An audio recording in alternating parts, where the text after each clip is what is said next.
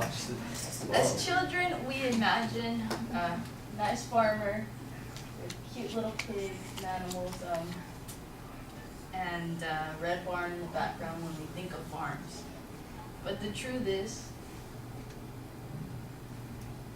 this is really what we're looking at when it comes to farms, the animals.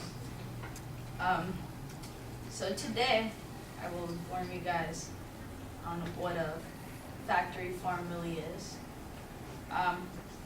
Paul McCartney once said, if slaughterhouses had glass walls, everyone would be a vegetarian. I have been a vegetarian for about 6 years, so I've done a lot of research on what it is, the animals and stuff. So food is essential for all of us. You know, we get hungry, we eat, we're in college. But today I will tell you what factory farming is, the animals that are affected, and what it's doing to us. So what is factory farming? Factory farming, according to the Merriam-Webster dictionary, is a large industrial farm, especially a farm on which large number of stock are raised indoors in conditions intended to maximize production at minimal cost. Jonathan Safran Foer, author of Eating Animals, wrote in his book Eating Animals, 99% of all animals eaten in this country come from factory farms. Mark Bittman of the New York Times says the world total number of meat supply was 71 million tons in 1961. In 2007, it was estimated to be 284 million tons. So, this is what we're looking at today. This is a farm map on the website. The red dots are where it's more extreme, and then it starts decreasing by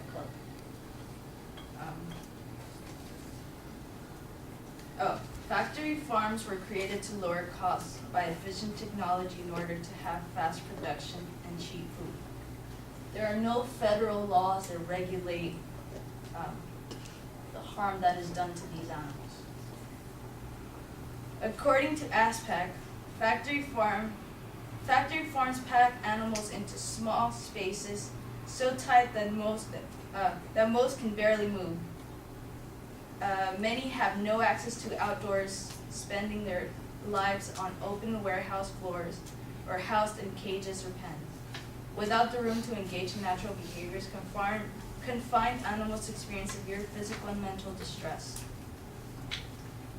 Animal welfare means little to nothing to these factory farms. Animals are conditioned by unnatural lighting to promote faster growth. They are so mutated with hormones. They are so mutated with hormones to have the right amount of meat in the right places that they are crippled by their own weight. Most of them can't even move. They are often fed antibiotics and hormones to survive the terrible conditions that they live in. Surgical mutations occur, which means that many farm animals undergo painful mutations of their tails, testicles, horns, toes, or beaks, without painkillers to make the behavior more manageable.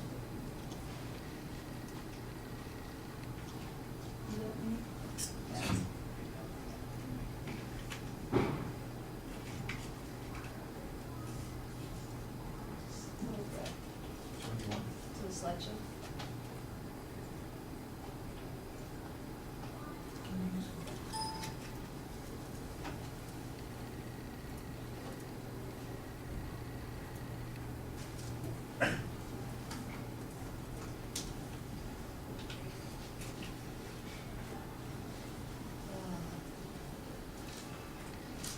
I'm going to show a video. Too much. Okay. Factory farms are 99% of the meat we eat yearly. 99% of meat we eat. They were created to lower cost of production and cheap food.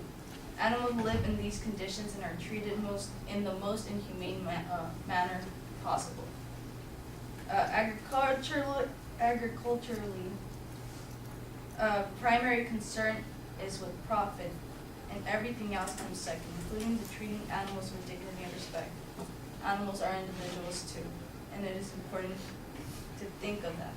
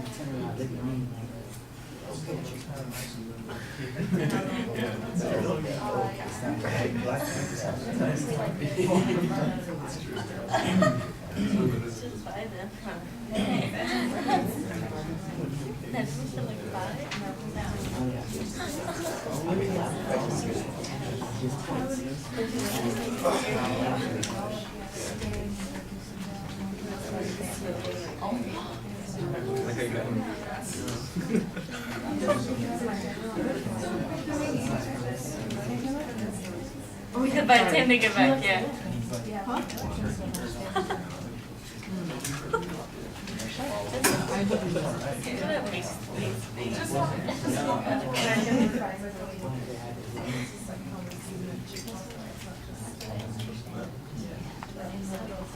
So Anthony, you here? Yeah. What did you think? I think when she started the presentation, it was clear where she was going with the point. She cited the sources pretty well. She has a tendency of looking at it from reading from paper instead of communicating with the audience. It sounds like she doesn't clearly understand what she's talking about. No offense, she said she's a vegetarian, but it isn't like, from the energy coming from her voice, doesn't sound like she's trying to back up the animals, like,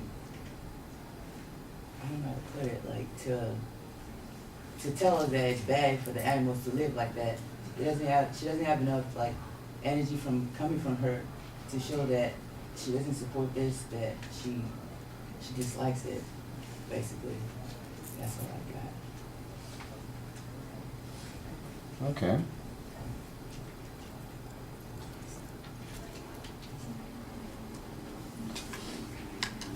All right, well, let me talk about that at the end. Oh, I feel kind of funny when you're standing right there like that. No, we found the video.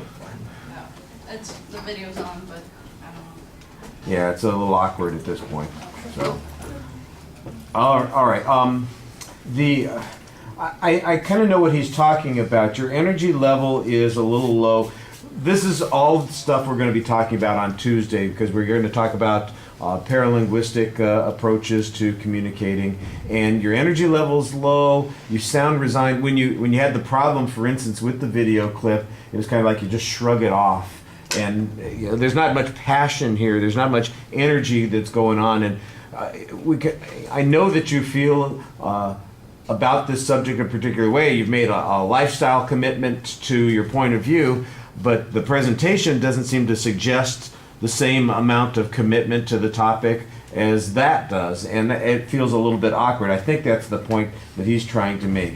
I thought that there were a couple things that were really strong at the beginning. I like the cartoon visualization that you had as a detention device, and then the juxtaposition with the image of the factory poultry farm that you're showing. I thought that worked well in introducing the topic. I thought you had a clear statement of what your thesis was there. I think you set up the secondary points in the preview, but you didn't signpost them very well in the body of the speech, and it did feel a little bit like you were wandering around during the content of the speech. I thought there was some good supporting material that you started off with. You might want to identify who a couple of the groups are. I assume it's the American Society for the Prevention of Cruelty to Animals that you're citing there.